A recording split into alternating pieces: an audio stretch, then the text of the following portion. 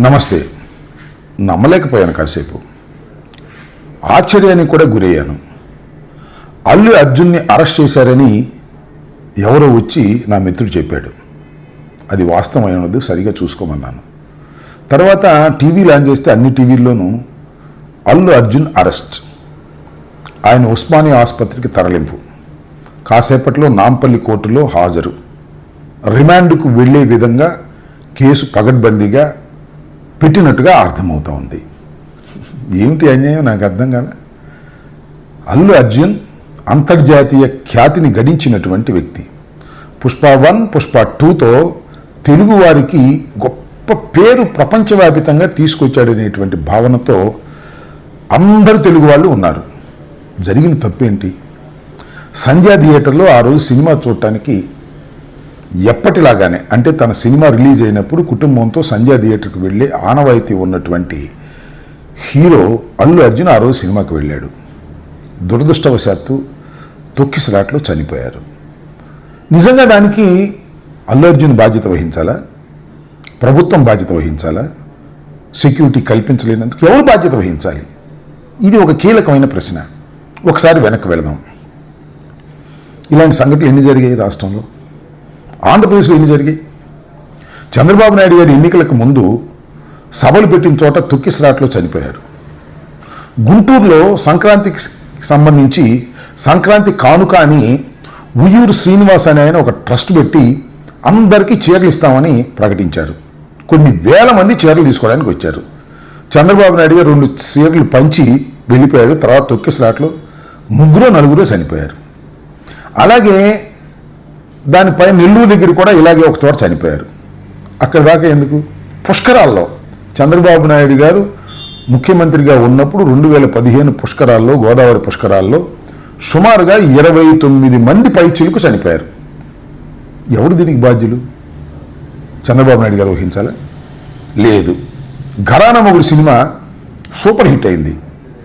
ఆ శతదినోత్సవానికి అనుకుంటా సాక్షాత్తు చిరంజీవి గారు గుంటూరు వచ్చారు, బ్రహ్మానందరెడ్డి స్టేడియంలో. అప్పుడు తొక్కిసలాట గురై చనిపోయారు. దానికి ఎవరు బాధ్యత వహించాలి? ఇప్పుడైనా ఒక విఐపి కానీ, ఒక ప్రఖ్యాతి చెందినటువంటి వ్యక్తి కానీ వస్తున్నప్పుడు సెక్యూరిటీ కల్పించవలసినటువంటి బాధ్యత ఆ ప్రభుత్వాల మీద ఉంటుంది. అంతే తప్ప అతని మీద ఉండదే. నాకు ఆశ్చర్యం ఇదంతా కూడా. పుష్ప హీరోని ఇవాళ అరెస్ట్ చేసి టీవీలన్నీ అదే వార్తలు. ఎందుకు అరెస్ట్ చేశారు? అసలు ఎందుకు అరెస్ట్ చేశారు? ఇవి చాలా లోతైన ప్రశ్నలు. ఎందుకంటే ఇవాళ రైతులకు సంబంధించినటువంటి ఉద్యమాన్ని మొత్తం టోటల్గా మా అన్ని జిల్లాల్లోనూ, ఆంధ్రప్రదేశ్లో ఉన్న జిల్లాల్లోనూ అన్నిటి చోట ఉద్యమాలు జరుగుతూ ఉంటే దాన్ని డైవర్ట్ చేయడం కోసం చంద్రబాబు నాయుడు గారు చెప్తే ఆ ప్రభుత్వం అరెస్ట్ చేసిందా అనేటువంటి ఒక ఆలోచన ఉంది పొలిటికల్గా. రెండవది ఏంటంటే, పుష్ప సినిమా ఇంత పెద్దగా హిట్ అయిన తర్వాత అల్లు అర్జున్ని ఏదో ఒక విధంగా భయపెట్టాలని రాజకీయ కుట్ర చేసి వీళ్ళు అరెస్ట్ చేశారా? ఇవన్నీ చాలా చిత్రమైనటువంటి అంశాలుగా కనిపిస్తున్నాయి. అల్లు అర్జున్ సినిమా అద్భుతమైన విజయాన్ని సాధించిన తరువాత ఆయన్ని తెలంగాణ ప్రభుత్వం ఇష్యూస్ని డైవర్ట్ చేయడం కోసం, ఆయన మీద కక్ష తీర్చుకోవడం కోసం ఒక కుట్రపూరితంగా వ్యవహరిస్తుంది అనేది నాకున్నటువంటి అవగాహన మేరకు చెబుతున్నా. ఇది దుర్మార్గం అని కూడా ఈ సందర్భంగా నేను చెప్పదలుచుకున్నా. ఇలాంటి దుర్మార్గాలకు ప్రభుత్వం ఒడిగెడితే ప్రజాస్వామ్యం బతకదు, గుర్తుపెట్టుకోమని మనవి చేస్తున్నా.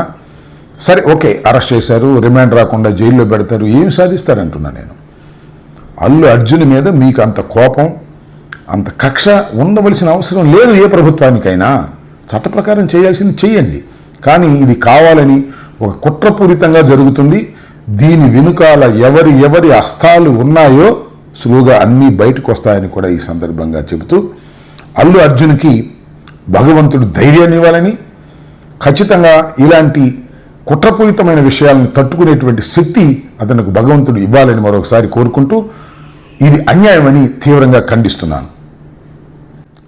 ధన్యవాదాలు. Stay aware, stay bold, like, subscribe, and follow at Ambati Rambabu Official for truth and clarity in today's politics.